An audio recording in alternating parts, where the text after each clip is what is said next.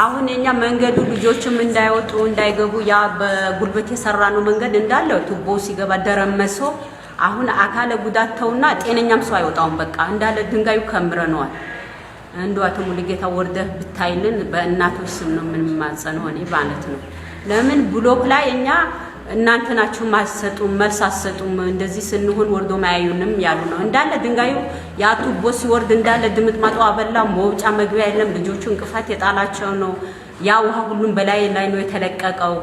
እኛ መንገዳችን እንዲሰራልን ከዚህ በፊት በጉልበታችን ሰውም ለምንም ዘመድም ያ ሁሉም ቱቦ ሁሉም መንገዱ በጉልበታችን ነው የሰራነው።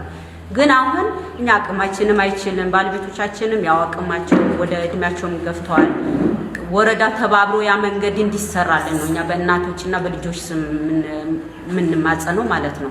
ወረዳቸው በአስቸኳይ እንድታዩን እንዳለ ድንጋዩ አንድ የለም የሚገድበውም ነገር የለም። በቃ እንዳለ ተድርምሱ ነው ይበላ ልጅቷ ቱቦ አስገባች ማን ነበረች?